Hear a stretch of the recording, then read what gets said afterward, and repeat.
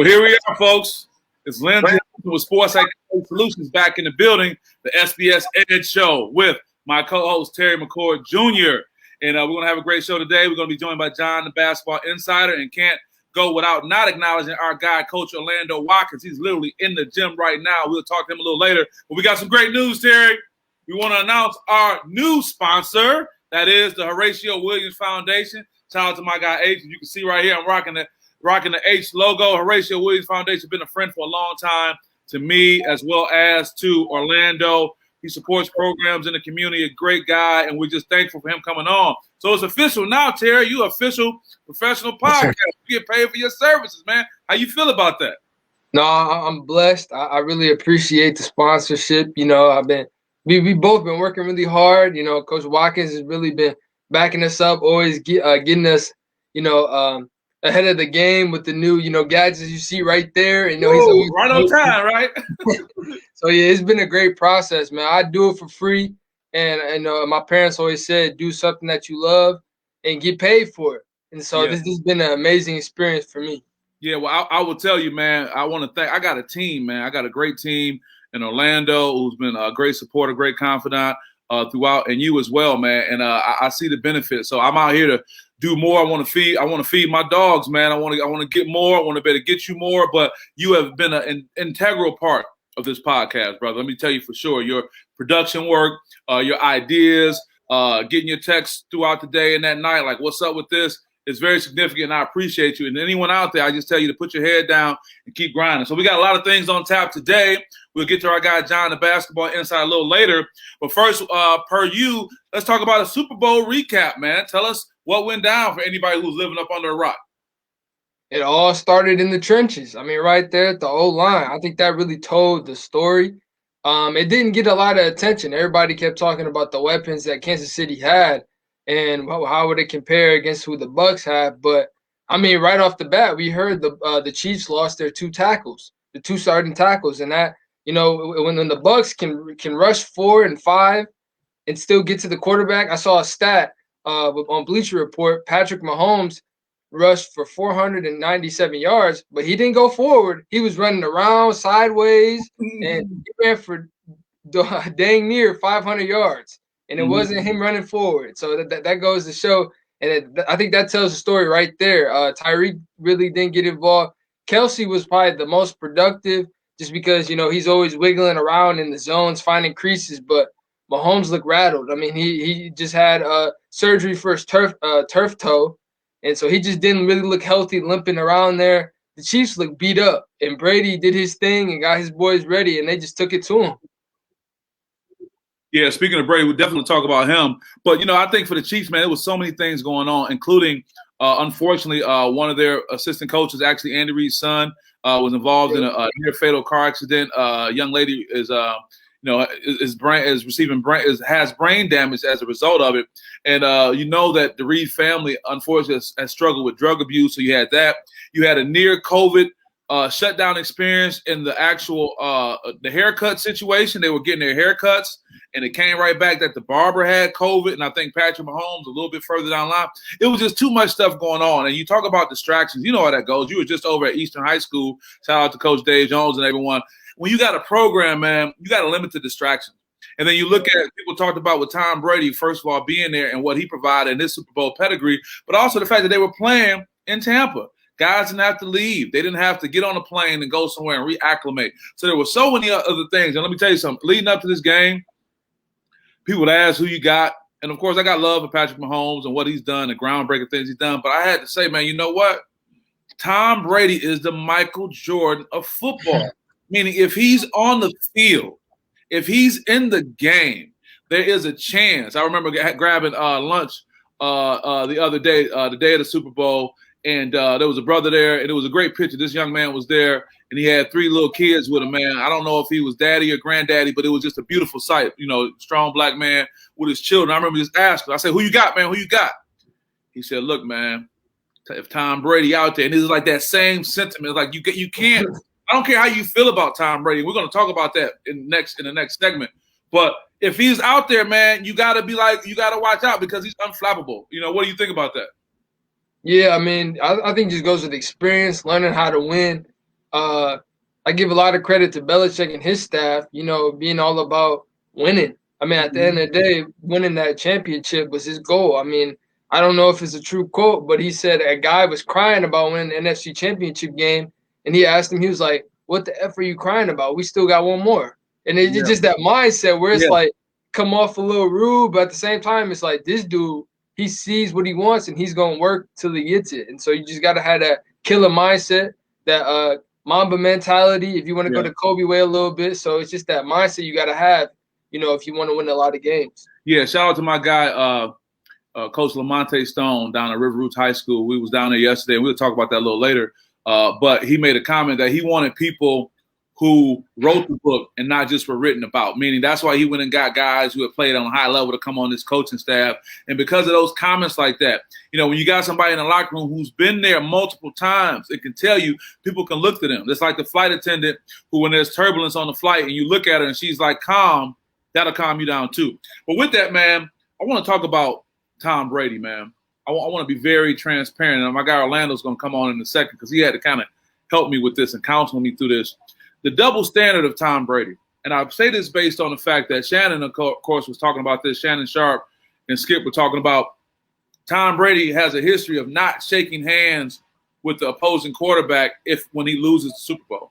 Oh, yeah. He'll go shake hands when he wins. Great job, and all that, but he won't. So I instantly got into this thing, and I had to call Orlando to kind of talk me off the roof, like, you know, this whole double standard.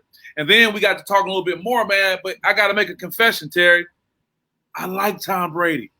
When I saw the special on TV about when his jersey was stolen by a Mexican exec in the media, and the guy just finally confessed that, Tom, man, don't be mad. I'm just a fan. And I looked at Tom Brady's response and how he responded. He looked, man, he said, it's okay. I understand. And then fast forward, if you see it on social media, when they're having that boat parade in Tampa, and they got Tom like getting ready to throw the Vince Lombardi trophy, I think it's over to Gronk.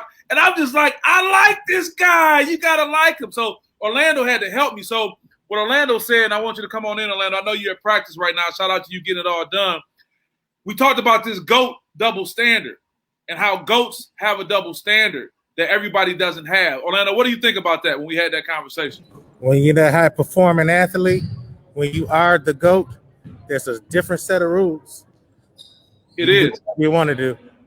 I think Jerry Jones talked about it when you had athletes who wouldn't show up or would be late, or look at Michael Jordan, how everybody had to come to practice to get their medicine, but the trainer took it to him. It's like you get love based on what you produce. And I think it comes down to this simple thing, because what I don't want to do as a sports psychology consultant, as a big guy on sportsmanship, Orlando and Terry, I don't want to set a standard of you don't have to be a sportsman. But when you get to the point where you're in an individual class by yourself, i.e. LeBron James, Tiger Woods, you set the rules. You're the person that people look at and say, I want to be able to be like him.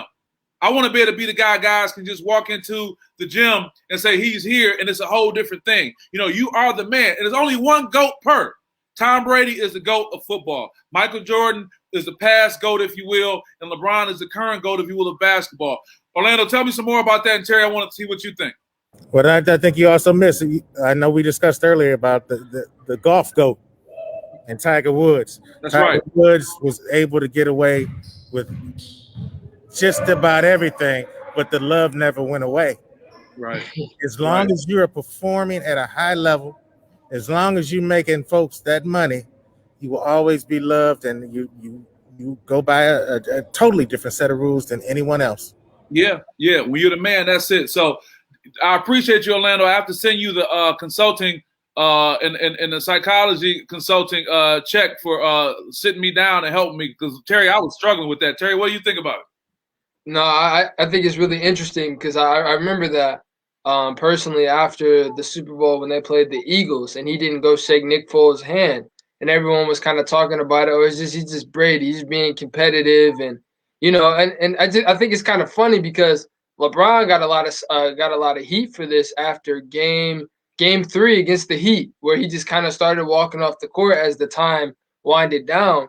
And everyone was like, oh, LeBron, he's being a crybaby. Or that's crybaby Bron. Or he doesn't want to stick it out and be a man, and all this, you know, heat for him walking off. And it's like, well, Any other player, say if it was Michael Jordan or Tom Brady, they'll say, well, that's his killer mindset. He has no friends on the court. He's not going to say what's up to them after they. It's a double standard. I feel like that's something that LeBron gets a lot of heat for. I think probably Shannon would probably say that today, that LeBron gets a lot of heat for stuff that Brady wouldn't, and they're held at the same standard of being today's GOAT. And so I thought it was kind of interesting that Brady kind of gets the side shoulder, or it's just Brady being Brady. He's just not a nice guy when he loses. It's like, no, I mean, everyone has their moments where they don't want to be buddy after a loss, you know, and LeBron was in the finals. Like, he's going to holler at Jimmy Butler after the finals. And so it's just a winning, you know, a competitive attitude. But, I mean, at the same time, it's like, Brady, you're not really – I think Brady has to realize he's not getting looked at as other athletes because of his skin color. I'm just going to say it. Yeah, speak on it. Speak on it. Yeah, it's just something that we just got to hold it accountable and actually take to thought that he's getting treated differently because of his skin color. Yeah, I want to respond to a comment that was just made that Orlando put up. I think it was Suzanne Shields. I don't know who that is offhand. She said, this is ridiculous. That's why so many athletes act like jerks. Granted, fair statement. But the other part of it is what we're witnesses when we have these top elite athletes, you got to pay the cost to be the boss. It was because of the LeBron James play when there was a potential of shutting down the bubble that everybody called him and said, well, what do you want to do? What do you think?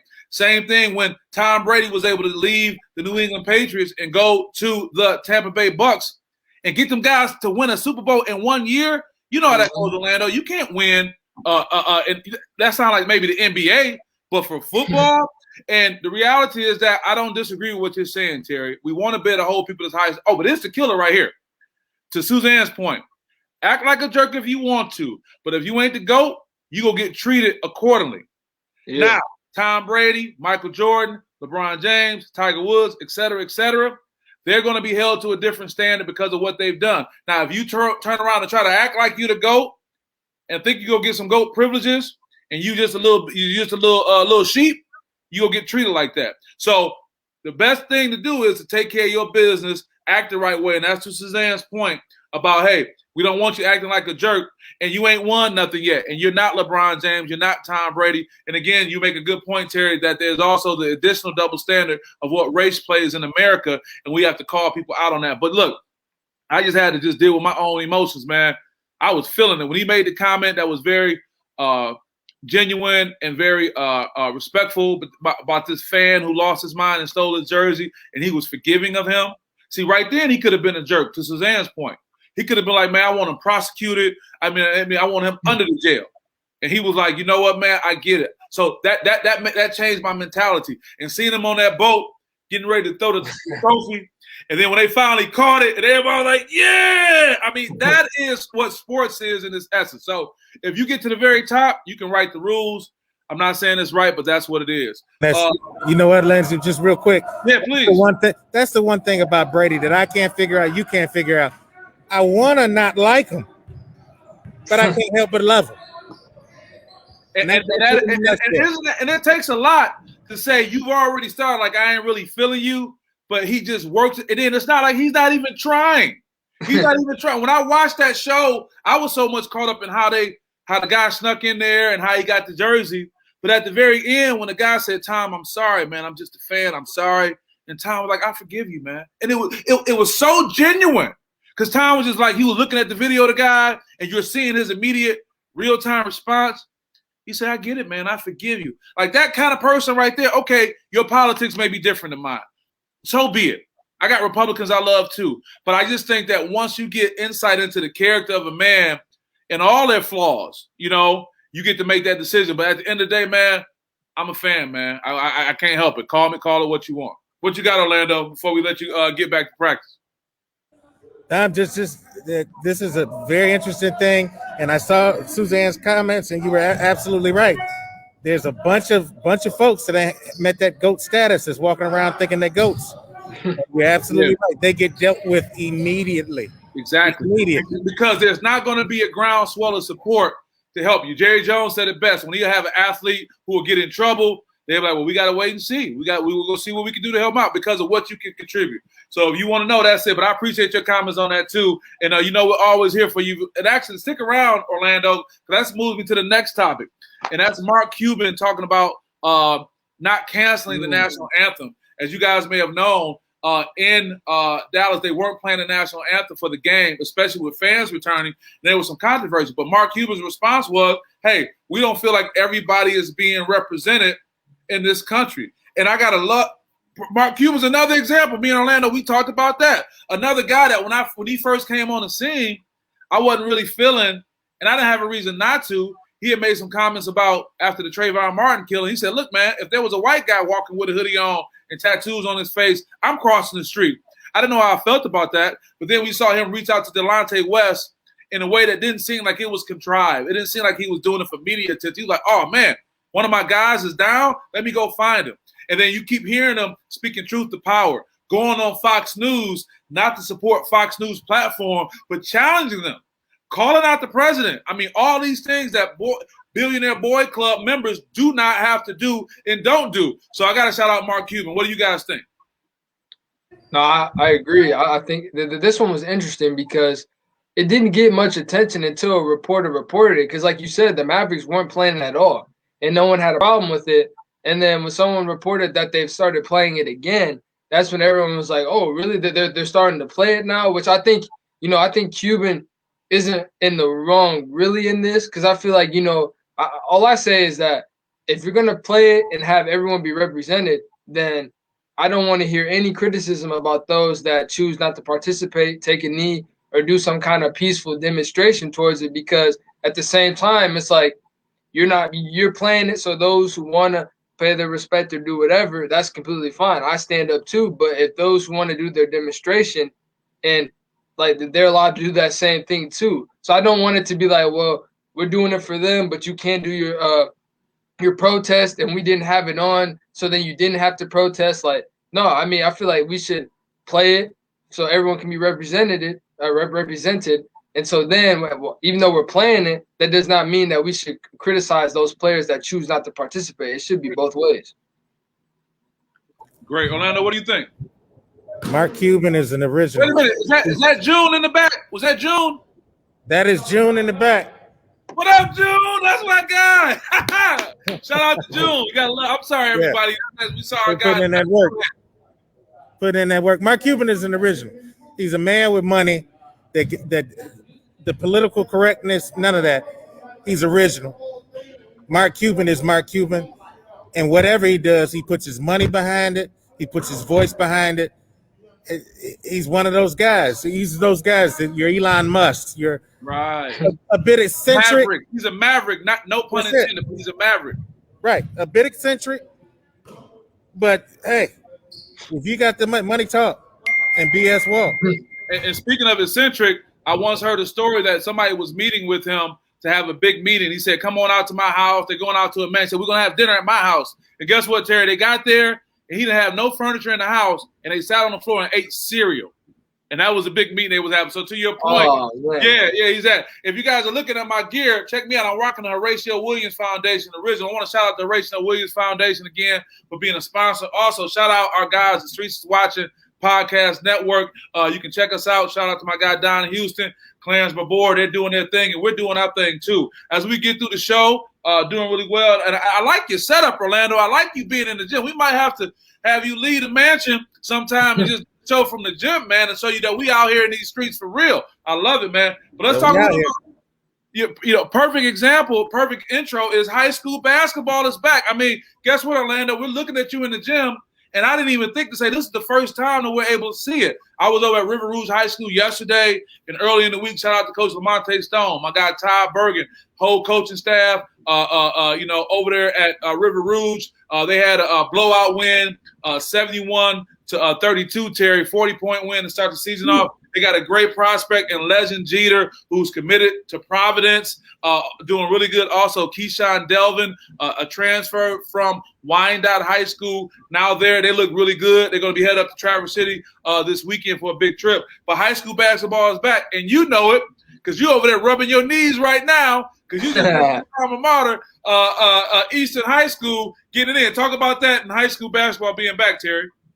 No, it's a different feeling for me. I mean, just going back and being an alumni, it's a different approach. Like, I don't, because I've been with the new program and the new culture. I was a part of that, proud to be a part of that at Eastern, the new culture shock. And, And having that culture shock of like, experiencing the growing pains of a new culture. I mean, I experienced it all, and being able to go back and kind of see the culture that I established, it feels great. I mean, I really feel bad for the kids right now because they didn't have that summer league, the bonding time, the preseason scrimmages everybody loves. To go against teams that you may not see during the season, but those are times that are important for the year. I mean, that's where you get to know your favorite teammates' favorite food. Different things. It's chemistry. That bonding. It's very important. All right, it's the bonding. I mean, it's very important for a team, and that's something that that we had so well last year. Like, I'm calling up my guys like Tracy, Tavon, Henrik, guys, hey, let's go hoop against the boys. Tracy, Tavon, Hendrick, all my young dogs. I love those guys, man. Yes, just going out playing, and I'm just glad it's back. I mean, I'm really happy that they're able to play, and I think that I much rather have these kids push through those chemistry challenges than being at home doing nothing. Yeah. But most importantly, that they're being safe. They're playing with the mask on. I was there, unfortunately. That's what I was going to ask you about. And then if you got out there and got up and down, you had to do with the masks too, right? What was that like? Whew, I mean, me being out of shape, I mean, it was like times two. I was out of shape. I really felt it, but I mean, for the most part, everyone is like really embracing the new protocol, wearing the mask. Yeah. I saw in the game there isn't a tip off, which I thought was kind of crazy because they didn't do a tip off. The visiting team gets the ball first, and then come out of halftime, the home team gets it first. So it's a new rule, and I thought because I was like, when I was at the game on the bench next to Jones, I was like, they didn't tip the ball. How'd they get the ball first? And they were like, no, there's no jump ball. And I was like, what? Like, so yeah, I mean, everything is being ran through smoothly. Everyone's getting the rules, and it was just glad to see, some guys go up and down the court battling on the hardwood. It was fun to watch. Yeah. You just saw a post saying we love to hear your comments. If you're out there listening, chime in, share something. We love hearing from you. Absolutely right. We want to hear your thoughts because the remainder of our show is going to be about high school, but more importantly, I shouldn't say more important, but probably more so college basketball. But Terry, I was over at River Rouge, like I said.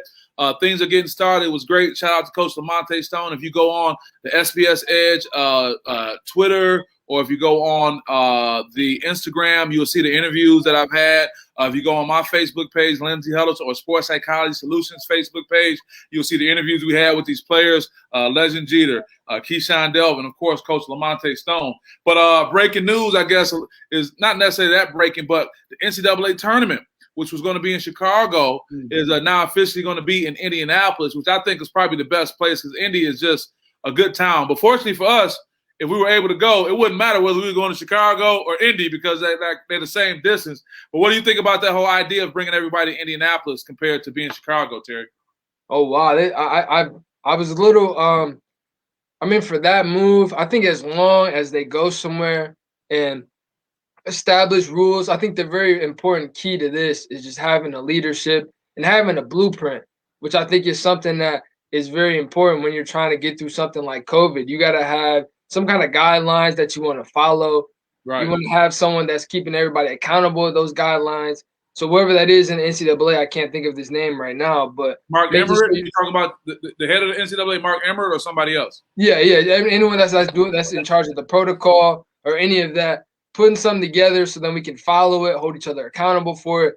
Because I feel like Commissioner Adam Silver did a great job with the bubble. Like as a fan, I knew what the protocols were for the bubble, watching them on the vlogs and all that. I knew what was going on. So, I feel like it's something that they need to get under control, have the players know, the coaches know, so it's not like a surprise, you know what I mean? So it's like, oh, I have to quarantine or I can't go out, something that they know so they can come in, get it done, have a champion, and then just have a great postseason, something that we missed out on last year. Yeah, before I introduce our great guest, it was a year ago that I was actually at the Big Ten Championship when the COVID call came in. Literally, I want to say Rutgers, maybe it was Wisconsin and Michigan getting ready to take the floor.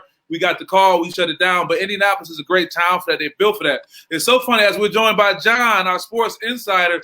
John, when you came on the screen, you were looking to your right at Terry, and it kind of looked like you was holding a grudge from some of them basketball picks he had from before with the look you had on your I was watching Purdue and Minnesota.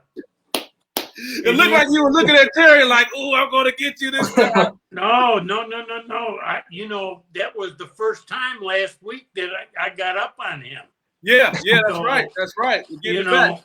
You working on it. You working on it. Yeah, no. I got nothing but respect for my man from the what do they call you guys? The Quakers? Yeah, yes, sir. The Quakers. Yeah. I recruited in that gym. Yeah. All right. What was that experience like recruiting over there at the Johnson Fieldhouse? We actually got a player, and I was trying to think of his name. It played for us at Wayne State. Tracy, I can't remember his last name right now. But how many years? What era was that? Circa what? This was when they won, I think, back-to-back state championships. Back in the early 80s. So, this Sam Vincent area. This after Sam the Vincent. This is after Sam. Okay. I believe they won a state championship, or might even have won back-to-back or 2 and 3 years. Okay. Would that have been the early 80s? Yeah, because Eastern was a powerhouse at one time that people forget. Yeah, right. Then I was recruiting Daryl Johnson out of Flint Central, and I went up there to watch him play. I was at Eastern then, and I went there to watch him play. But that was a great venue. Yeah, it was. Right. Yeah, it was. Right. Well, Terry was just in there. Well, Terry, you were in the new gym, right?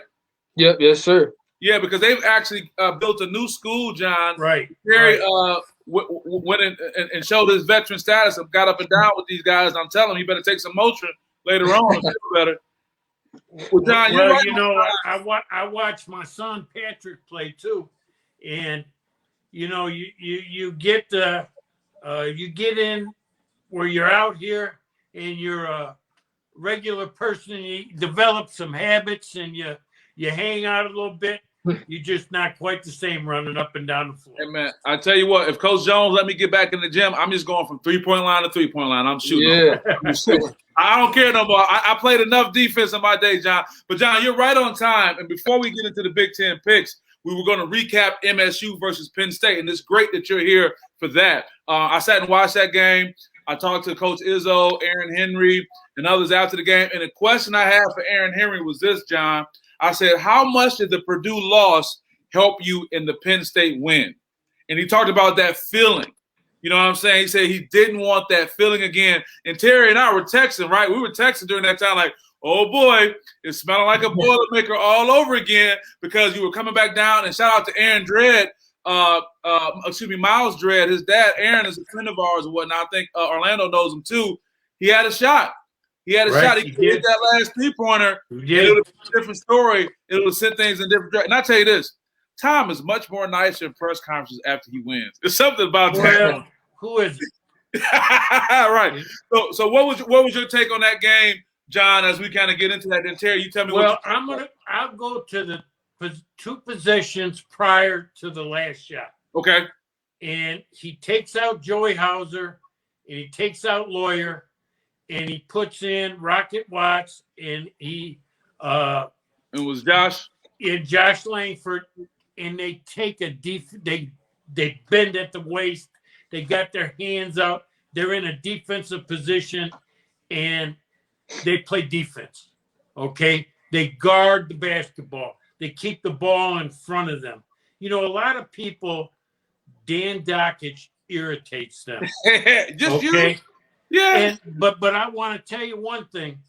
This guy played for Bob Knight, who, whether you like him or not, was one of the greatest basketball coaches that ever coached. Oh, yeah. Robert Montgomery Knight. He coaches in the Big Ten, and he follows Big Ten. Dockich knows Big Ten basketball. And they took a stance, and they kept the guy in front of them, and they stopped 2 possessions in a row. Then I also think that Bingham came to age a little bit for him. He did. He gave him a presence. You need that rim protector. You need that guy who's gonna make you adjust. That's gonna protect the rim for you. And I was very happy to see that. And I think that they have a problem when they get the ball and they run the break and they get a shot early in the clock. They're very good. But as that clock goes down and they got to get to their sets, man, they struggle. Because, do you think that has You know, Izzo likes to bring those guys up off the wing, off a screen, and teams take that away from them, and then they've got to reshuffle, and they have a hard time. They have a real hard time. So if you notice when he's had a good team, when he's made runs in the NCAA tournament, when they beat people you didn't think they were supposed to beat, they shoot the ball confidently and early in the shot clock. The primary break and then the secondary break. There's two different phases of the break that he runs. And when they get that shot off the primary and the secondary, man, they're and I saw that a little bit. Yeah, you said a number of things, John, I want to touch on, and Terry, I'll get you. But I got to take advantage of our sports insider right now. First of all, I want you to go back and talk a little bit more about the change and putting, a coach knowing who he needs out there when he went and put a Rocket and Josh in for defense. Also, you talked about those screens and those screens. Draymond Green was just on talking about how he learned screening at Michigan State and talk about the significance. Can you kind of elaborate on both those? And Terry, I want you to chime in too. Well, number one, the screener, a lot has to do with who is receiving the screen. Are you setting your man up? Are you taking a step in one direction? Are you actually running your guy into the screen? You have to know how to set up your guy to get in. Then you have to know your positioning. How do I come off that screen? And Michigan State, they don't play a lot of dribble drive, the John Calipari, Mike Krzyzewski type of basketball. So they have different kind of athletes, I would imagine. He likes the screen, okay? He likes the down screen, cross screen, and diagonal screen. And he's for years run that where the 2 and the 3 come off a screen from the 4 and the 5 to start the offense. After the team has stopped the primary break and the second break, then the offense is into a set normally, and they come off there. And they just have a hard time now getting that going. And you when think they get to that point, the delay? What's that? Does that have a lot to do with the COVID layoff, the delay, and not having the summer and all those times to get those things together? There's no doubt about it. It's like anything in life. Timing's everything. And you can tell watching basketball that it's a little off. I think that they're off too. I don't think that's why I picked Iowa to lose, because I didn't think they could play 3 games in 6 days. And I don't think Michigan State's going to be able to play 4 games in 8 days coming up. It's going to change the dynamics of these games. And it's going to change. I thought Garza got tired. in the Iowa game. And that was one of the reasons I didn't think they could play 3 games in 6 days. So this whole thing with this Big Ten schedule changing, you're going to see guys getting a little fatigued, and you're going to see maybe less than stellar offense. Okay, great. I know that's been a handful. I want to thank you, John, for that. And we're going to hear from Terry, then we're going to get into our Big Ten picks. But before I do that, John, I want to say we're happy today. We're celebrating our new sponsor, the Horatio Williams Foundation, coming on board, and we're appreciative of that. We're also encouraging other sponsors, too. I've known him since he was 15. Yeah, you knew H since he was 15? He went to Osborne High School in Detroit, where my father was the athletic director. Well, there you go. A great guy indeed, and we love his support. Terry, John gave us so much insight, and I could have gone on and on dissecting the great points he was making. But from what you got from what he was saying, particularly about Michigan State versus Penn State, what's your thought and a recap on that? No, I think that this goes to show how tough the Big Ten is. I mean, MSU played well enough to win, but there were moments down the stretch where when Aaron Henry had that turnover and Josh Langford missed those free throws, those are game-changing moments that could easily lead you to having a loss on your schedule. And that just goes to show, like, 'cause Penn State, they're a team that's kind of turning that corner. They've been playing really well. But right now, I mean, MSU just played better. They shot better. That they played better defense down the stretch. But those are the key pointers, and that Izzo is really getting on his team about putting games together, finishing games. Aaron Henry has to play a little better down the stretch. And then Langford, I mean, I don't think he'll miss another free throw like that down, in clutch times. But those are games where you need to rack up those wins and try to get back into tournament conversations. But I mean, any given day, a team could lose. I mean, it doesn't matter if you play well enough to win. If you don't execute down the stretch, no matter what the score is, I mean, that's why coaches get on their players about being up 20 and starting to slack off or mess around. It doesn't matter. You got to put a game together. And they've almost lost that one. If Dredd hits that three, we're talking about a different game here. And so that's about game over. Yeah, game over, and potentially season derail. There was another storyline, John, in that I want to talk about before we get to our Big Ten picks. Joey Hauser, 2 days prior to the game, went to Coach Izzo and asked not to start. He asked not to start. He came off the bench, and he clearly played probably one of the best games of the season. Malik Hall ended up getting the start. And I talked to Tom about that in great detail. And Tom just talked about how he was impressed with the maturity of it. It was very refreshing. He loved the fact that you have a player that can self-evaluate. He says it may have a lot to do with that Joey Hauser comes from an athletic family. He said Joey had called his parents or whatever or not, and they talked. And it probably was, the secret to them being successful because Joey got right to the bag, right when he got to playing. What do you think about that decision of a kid to go and say, hey, coach, don't start me? When, as I asked Coach Izzo, it can lead to a permanent setback when you do that. What do you think about that, John? Well, I applaud him for that because I think Joey Hauser, for the first time in his career, is being asked to be a basketball player. He's being asked to defend. He's being asked to do other things besides the ball in my hand. Can you stop for a second? I just like that comment. He's being asked to be a basketball player. Can you just elaborate? That's powerful. Because in other words, you're saying you can be really talented, and we love you for your shooting and all that, but now I need you to do everything. Okay. How about this? Think about this. The game's 40 minutes long. How many minutes do you have the ball in your hand? Okay, let's just say, for example, 5 minutes, which is a lot. Okay, that leaves 35 minutes that you got to be a basketball player where you don't have the ball in your hands. Do you concentrate? Do you play as hard? Do you pay as much attention at the things you have to do when you don't have the ball in your hand than you do when you do have the ball in your hand? Are you doing the little things? We talked about screening. We talked about helping another teammate get open. Are you defending? This is what he has not been able to do. He's not been able to defend. And I'll bet you he's getting his butt kicked every day from Coach Izzo to be a better overall basketball player. And probably the reason why he knew he had to be taken out during that defensive stop because he wasn't there. There was a comment made earlier by Suzanne Shields who came on, and we do encourage comments, whether it's for me, for Terry, for John, or Orlando, about players having the wrong attitude, and we were talking about the GOAT-type players. So is that an example where you have all these great players that get recruited by these great programs who've been able to get away with just being scorers and just being prolific in one regard, but not having that overall thing? Is that like a trend you think that happens a lot with big-time recruits? Well, when next time you watch a basketball game, a college basketball game, watch the players that don't have the ball. How are they standing?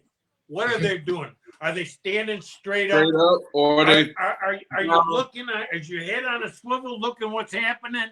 Just look, and you see hands out. You see so many guys standing around doing nothing. Ooh. And I always tell Patrick, this guy's guarding the floorboards. He's not he's not guarding a player. He's guarding. Well, wait a minute. Did you say somebody couldn't guard a parking lot with a Uzi? Is that what you say? Couldn't guard a parking lot? Hey, you got to tell it like it is. I mean, but this is what I'm saying about Joey Hauser and Forrest Lawyer. Look at what happens when the guy has the ball and Lawyer's guarding him. He's taking Lawyer to the hoop. Go, and it's like and the same thing with Joey Hauser. The minute the guy gets the ball at Joey Hauser's garden, he's going to the basket. Fresh meat. And so now you've said to him when you took him out the game, you're out the game because you can't defend anybody. Yeah, that's something. Okay, so now this is Izzo teaching a lesson. Now, here's the biggest thing in a college athlete. How good can they and how quick can they learn? Yeah. How can they learn? Yeah, because it's always learning. Learning is got so much to do because these guys, remember, Tom Izzo's a basketball coach. He's not teaching 8 hours of English and then going to basketball practice.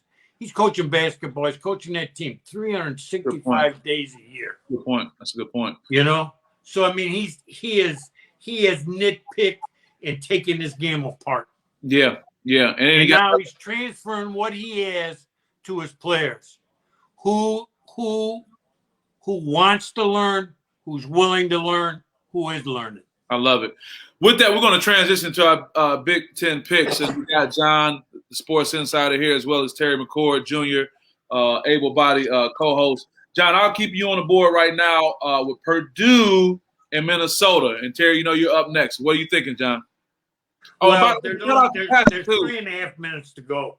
I didn't realize they changed the time. This game started at 5. Purdue's up 61-56 with 3.5 minutes to go and have the ball. Okay. I was going to pick Purdue. I'm not a big Minnesota fan. Marcus Carr is a great player, and the young big guys got potential, but I think they have trouble putting the ball in the basket. They take bad shots. They run bad offense, and it's a struggle. And one thing about Purdue, always under this guy, they're tough. Mac Painter, yeah, he don't mess around. They're tough. They play the game hard. Does he remind you of Gene Katie in any way? What's that? Does Matt Painter as a coach remind you of Gene Katie? Was he appropriate? Well, he played for him. So, I mean, you know, you can't get the job at that time without Gene Katie saying hire Matt Painter. That's true. That's true. Terry, what do you think? As we are watching the game right now, 61-56. Like John said, Minnesota just scored, so 61-58 with 2 minutes and 40 seconds left. What do you think? Where you think this is going to head up? It's still pretty close. Yeah, very close. I think down the stretch, I feel like Purdue executes a little better than Minnesota. I think John mentioned with the bad shots that Minnesota takes. You just can't do that in the Big Ten. I mean, we saw that with Rutgers in their losing streak. There was a lot of streaky shooting, a lot of one-man offense. I saw that a lot when Minnesota plays. When Carr is breaking the defense down, no one else is moving. You can't do that against a great defensive conference. They're all just going to key on you. We're going to slide in and help, and we're just going to let you shoot bad shots. And so I think Purdue I was a little nervous about seeing them. I saw a bracket that had Ohio State at number 1 and Purdue's at number 6. I don't want them in Ohio State. I don't. I think Purdue is one of those teams that will give you a run for your money. And you talking about spread. I feel like they are always going to cover the spread just because of how they play. And so I think Purdue's going to finish that one up and get the win.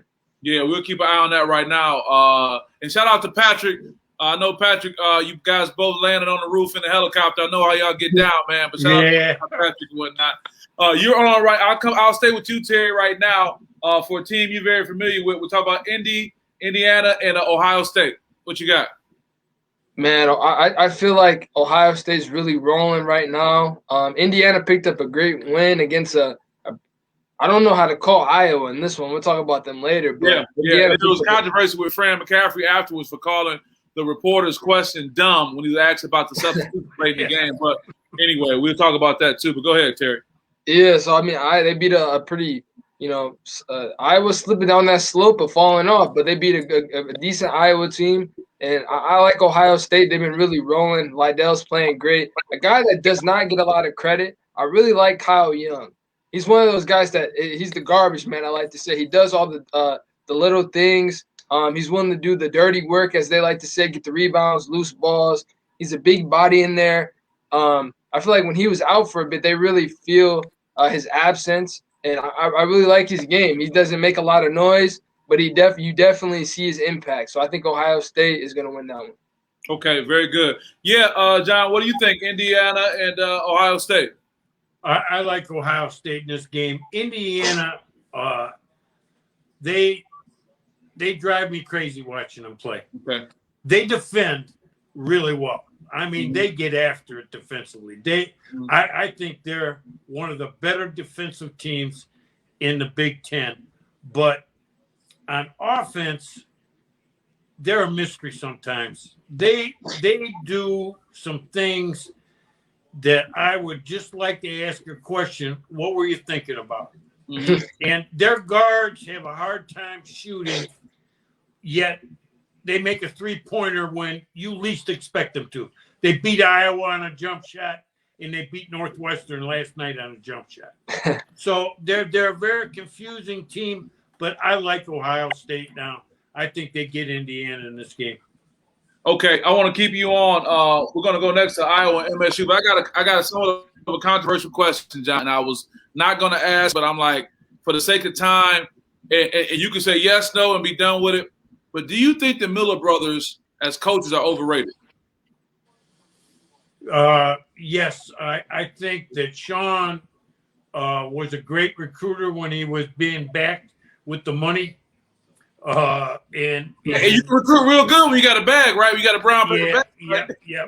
And I think Archie's going to get run out of Indiana. Give him what, a season or two?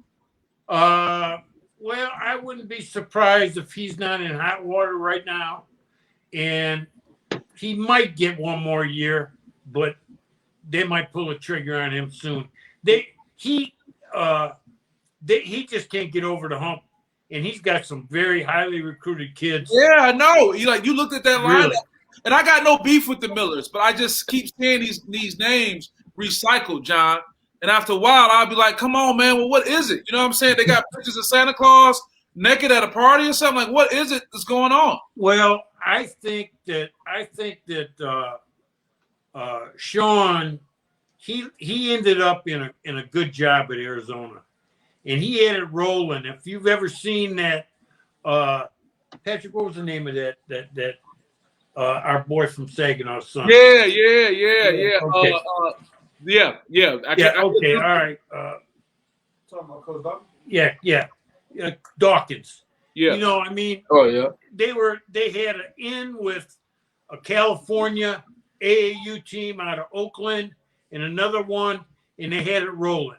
Mm-hmm. And now that's dried up, and he's dodged the bullet, but he's just another team out there now. Yeah. And like I said, that'll be another conversation within itself.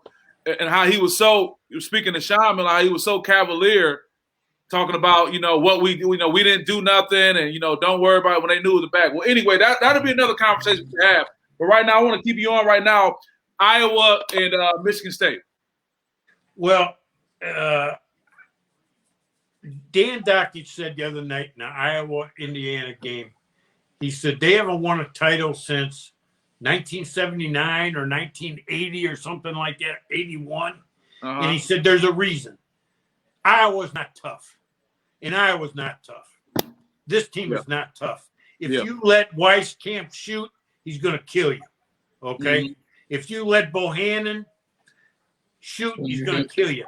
Get up on those guys. Make them be basketball players. Make them earn their own shot off the dribble. You're going to beat them. And they don't guard anybody. They don't even want to. Yeah. So right now, I'm going to take Michigan State in this game. Okay, I got you. Terry, what you got? I'm going to have to agree. I mean, I feel like this, like we mentioned earlier, we were talking about it. I feel like the spotlight is getting a little too bright for Iowa. I mean, we always know the spotlight is getting a little too bright. I like that, Terry. Yeah, I mean, we just know we've known Iowa, just like their football program, to be very above the radar. A bit above average, maybe average. Some years give you a run for your money. Kind of games, but pull off an upset in the tournament at like the 10th seed. I think they did against Temple a couple of years ago. But I mean, Iowa hasn't really been this good. And like I mentioned earlier, different players come with a different attention. Like Luka Garza has been getting national attention. Iowa's getting labeled as, one of the top teams in the nation. And then just like how McCaffrey's had struggles ending seasons, the spotlight might be getting a little too bright for him. I mean, there's been a couple losses. There have been some questionable, decisions with Garza being sat out, but he's tired. So, I mean, he probably doesn't know how to play him really still. So, I mean, it's one of those things where, like, Iowa is kind of like sliding down, and it doesn't help when you don't play defense. Like John said, they don't play defense. I mean, I heard Coach Jones say it today.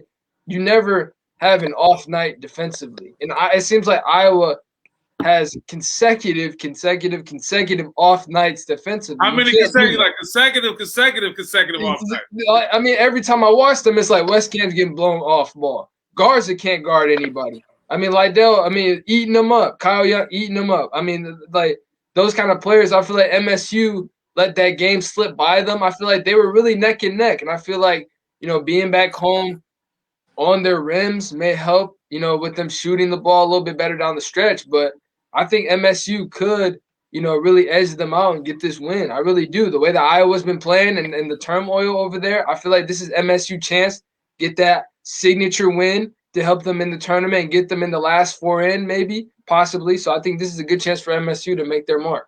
No, I totally agree. And breaking news, and John is probably watching it too. Carr's at the line right now, down 64-66 with about 40 seconds to go. Could have been an offensive foul. I don't know if you saw that, John. No, I didn't. Yeah, but he'll be on the line right now with the potential to tie the game. So we'll see. So I'll say, he's a pro. He's a pro. You see it in him already.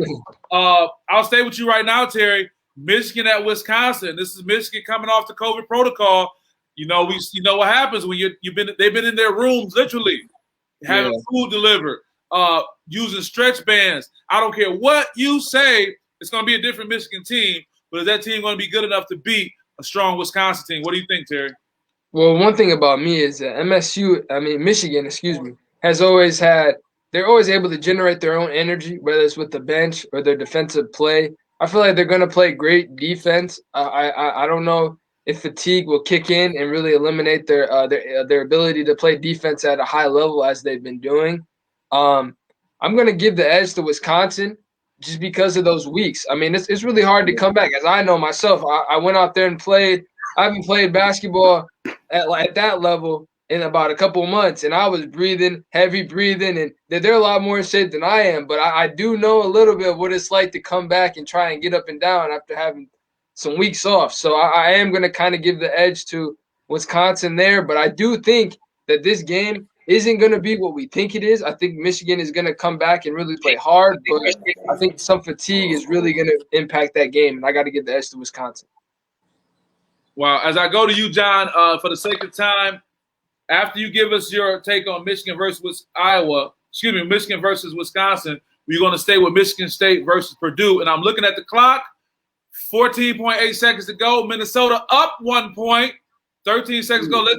They probably call a timeout. So by the time you finish, John, we'll know what's going on. But tell me what you're thinking about that Michigan-Wisconsin matchup that Terry was just talking about. Well, I think Wisconsin wins this game. Running up and down the floor, playing basketball for the first time. I think it's going to be rough. I think Michigan is going to lose that 2-game lead that they got over Ohio State. I think they're going to end up with 3 or 4 losses just because of what happened to them. I think they're the best team in the Big Ten, and I think that they need to really focus on staying healthy and getting ready for the Big Ten tournament and getting ready for the NCAA tournament.